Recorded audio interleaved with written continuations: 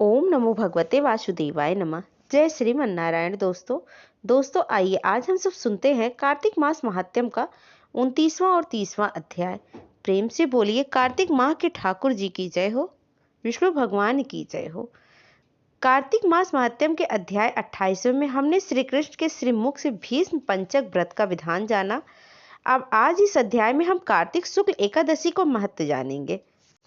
नारद जी ने राजा पृथ्वी से कहा, ब्रह्मा जी कहते हैं कार्तिक शुक्ल एकादशी, जिसको हरि प्रबोधिनी एकादशी भी कहा जाता है, इस एक व्रत के करने से वाजपेयी यज्ञ से भी अधिक फल प्राप्त होता है तथा जन्म जन्मांतर के पाप नष्ट हो जाते हैं। जो 4 महीने का चातुर्मास व्रत होता है वह भी इसी दिन समाप्त होता है।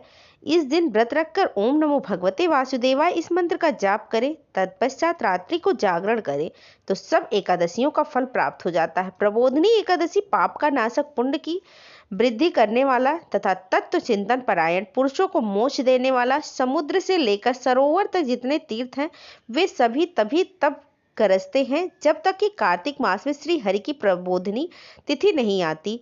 इस चराचर त्रिलोकी में जो वस्तु अत्यंत दुर्लभ मानी गई है उसे भी मांगने पर हरि प्रबोधिनी एकादशी प्रदान करती है। यदि हरि प्रबोधिनी एकादशी का उपवास किया जाए तो अनायास ही ऐश्वर्य, संतान, ज्ञान, राज्य और सुख संपत्ति प्रदान करती है। मनुष्य के किए हुए मेरु पर्वत के समान बड़े बड़े पापों को श्री हरि प्रबोधिनी एकादशी एक ही उपवास से भस्म कर डालती है। प्रबोधिनी एकादशी को रात्रि में जागरण करने से पहले के हजारों जन्मों के पाप राशि रुई के ढेर की भांति भस्म हो जाते हैं। रात्रि जागरण करते समय भागवत संबंधी गीत, वाद, नृत्य और पुराणों के पाठ की भी व्यवस्था करनी चाहिए। धूप, दीप, नैवेद्य, पुष्प, गंध, चंदन, फल और अर्घ्य आदि से भगवान की पूजा करनी चाहिए। मन में श्रद्धा रखकर दान देना और इंद्रियों को संयम में रखना चाहिए। सत्य भाषण, निंदा का अभाव, प्रसन्नता, शुभ कर्म में प्रवृत्ति, मन में आश्चर्य और उत्साह, आलस्य आदि का त्याग, भगवान की परिक्रमा तथा नमस्कार, इन बातों का यत्न पूर्वक पालन करना चाहिए। मतलब यह सभी चीजें हमें एकादशी में ही करनी चाहिए। जो कार्तिक में पुरुष सूक्त के द्वारा प्रतिदिन श्री हरि का पूजन करता है उसके द्वारा करोड़ों वर्षों तक भगवान की पूजा संपन्न हो जाती है। जो मनुष्य पंचरात में बताई हुई यथार्थ विधि के अनुसार कार्तिक में भगवान का पूजन करता है वो मोक्ष का भाग्य होता है। जो कार्तिक में ओम नमो भगवते इस मंत्र के द्वारा श्री हरि की अर्चना करता है वह नरक के दुखों से छुटकारा पाकर आनंद में पद को प्राप्त होता है। जो कार्तिक में श्री विष्णु सहस्त्र नाम तथा गजेंद्र मोक्ष को पाठ करता है उसका पुनर्जन्म नहीं होता।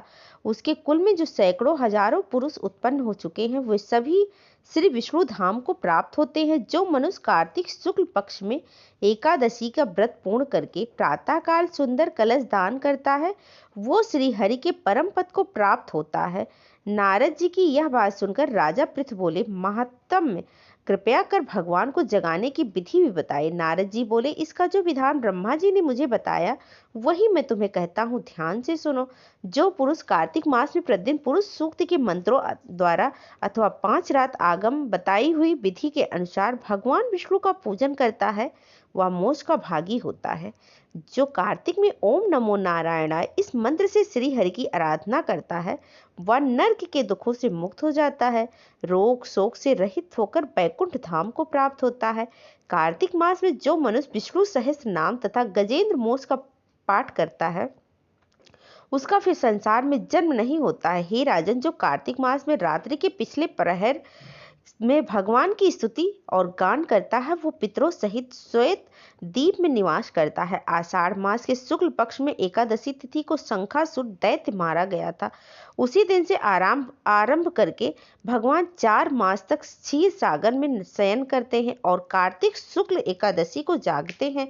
इसी कारण वैष्णवों को एकादशी में भगवान को जगाते हुए कहना चाहिए, उत्स्यो उष्ट गोविंदो उष्ट गरुड़ध्वज उष्ट कमलाकांत जगदम मंगलम कुरु। मतलब हे गोविंद उठिए उठिए, हे गरुड़ध्वज उठिए, हे कमलाकांत निद्रा का त्याग कर तीनों लोकों को मंगल कीजिए। उठिए प्रभु उठिए, ऐसा कह के प्रातःकाल शंख और नगाड़े आदि बजवाएं, बीड़ा बेड़ू और मृदंग आदि की मधुर ध्वनि के साथ नृत्य गीत और कीर्तन आदि करें। देवेश्वर श्री विष्णु जी को उठाकर उनकी पूजा करें और सायंकाल में तुलसी की वैवाहिक विधि को संपन्न करें। एकादशी सदा ही पवित्र है। विशेषता कार्तिक की एकादशी परम पुण्यमय मानी गई है। उत्तम बुद्धि वाला मनुष्य वृद्ध माता पिता की विधि पूर्वक पूजन करके अपनी स्त्रियों के साथ भगवान विष्णु के प्रसाद को भक्षण करे, और जो इस प्रकार विधि से द्वादशी व्रत का अनुष्ठान करता है वो मनुष्य उत्तम सुखों का उपभोग करके अंत में मोक्ष को प्राप्त होता है। हे राजन, जो मनुष्य एकादशी तिथि के इस परम उत्तम महात्म्य का पाठ अथवा श्रवण करता है वो उत्तम गति को प्राप्त होता है। इसी के साथ कार्तिक मास महात्म्य का 29वां अध्याय समाप्त होता है। अब आइए कार्तिक मास महात्म्य के 30वें अध्याय का श्रवण करते हैं। 30वें अध्याय में जिसमें हम तुलसी विवाह के शास्त्रीय विधि जानेंगे। शुरू करते हैं कार्तिक मास की कथा। नारद जी से सुंदर एकादशी का महत्व सुनकर सभी ऋषि सूत जी से बोले, हे सूत जी, अब आप हमें तुलसी विवाह के शास्त्रीय विधि बताइए। सूत जी बोले, कार्तिक शुक्ल नवमी को द्वापर युग का आरंभ हुआ था, अतः यह तिथि दान और उपवास में क्रमशः पूर्व व्यापनी तथा वह प्रव्यापनी हो तो ग्रह है। इस तिथि को नवमी से एकादशी तक मनुष्य शास्त्रोक्त विधि से तुलसी के विवाह का उत्सव करे तो उसे कन्यादान का फल प्राप्त होता है। पूर्व काल में कनक की पुत्री किशोरी ने एकादशी तिथि में संध्या के समय तुलसी की वैवाहिक विधि संपन्न की थी। इससे वो किशोरी वैध दोष से मुक्त हो गई। अब मैं उसकी शास्त्रीय विधि बताती हूँ। 1 तोला स्वर्ण का भगवान विष्णु की सुंदर प्रतिमा तैयार करवाएं अथवा अपनी शक्ति के अनुसार आधे या चौथाई तोले की प्रतिमा बनवा लें। फिर तुलसी और भगवान विष्णु की प्रतिमा में प्राण प्रतिष्ठा करके षोडशोपचार विधि से पूजा करें। पहले देश काल का स्मरण करके गणेश पूजन करें, फिर पुण्य वाचन कराकर नंदेश श्राद्ध करें। तत्पश्चात वेद मंत्रों के उच्चारण और बाजे आदि की ध्वनि के साथ भगवान विष्णु की प्रतिमा को तुलसी जी के निकट लाकर रखें। प्रतिमा को वस्त्रों से सुंदर सजाएं। उस समय भगवान के आवाहन करें और बोले, भगवान केशव आइए देव, मैं आपकी पूजा करूंगी, आपकी सेवा में तुलसी को समर्पित करूंगी, आप मेरे सभी मनोरथ को पूर्ण करें। इस प्रकार आवाहन के बाद 3 बार अर्धपद और विस्कट का उच्चारण करके इन्हें बारी बारी से भगवान को समर्पित करें। फिर आचमनीय पद का 3 बार उच्चारण करके भगवान को आचमन करवाएं। इसके बाद कांसे के बर्तन में दही घी और शहद रहकर उसे कांसे के पात्र से ही ढक दे तथा भगवान को अर्पण करते हुए इस प्रकार कहें, हे वासुदेव, आपको नमस्कार है। यह मधुपाक मतलब दही घी और शहद के मिश्रण को मधुपाक कहते हैं। इस मधुपाक को ग्रहण कीजिए। तदंतर हरित लेपन और अभ्यंग कार्य संपन्न करके गौ धूलि की बेला में तुलसी और विष्णु का पूजन पृथक पृथक करना चाहिए, मतलब अलग अलग करना चाहिए। दोनों के एक दूसरे के सम्मुख रखकर मंगल पाठ करें। जब भगवान सूर्य कुछ दिखाई देते हों तब कन्यादान का संकल्प करें। अपने गोत्र और प्रवर का उच्चारण करके आदि की 3 पीढ़ियों का भी आवर्तन करें और तत्पश्चात भगवान से इस प्रकार कहें, आदि मध्य और अंत से रहित त्रिभुवन प्रतिपालक परमेश्वर, इस तुलसी दल को आप विवाह की विधि में ग्रहण करें। यह पार्वती के बीच से प्रकट हुई है, वृंदा की भस्म में स्थित यही तथा आदि मध्य और अंत से शून्य है। आपको तुलसी बहुत प्रिय है, इसीलिए इसे मैं आपकी सेवा में अर्पित करती हूँ। मैंने जल के घड़ों से सींच कर और अन्य प्रकार की सेवा करके अपनी पुत्री की भांति इसे पाला पोसा है और बढ़ाया है। आपकी प्रिय तुलसी मैं आपको दे रही हूँ, प्रभु आप इसे ग्रहण करें। इस प्रकार तुलसी का दान करके फिर उन दोनों अर्थात तुलसी और भगवान विष्णु की पूजा करें।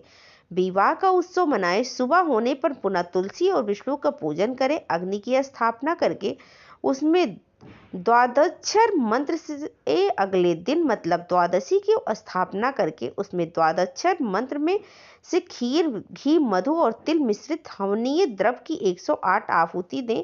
फिर सुष्कृत होम करके पूर्ण आहुति दें। यह सब आप पंडित से करवाएंगे तो ज़्यादा उत्तम रहेगा। किसी आचार्य को ही इसके लिए नियुक्त करना चाहिए।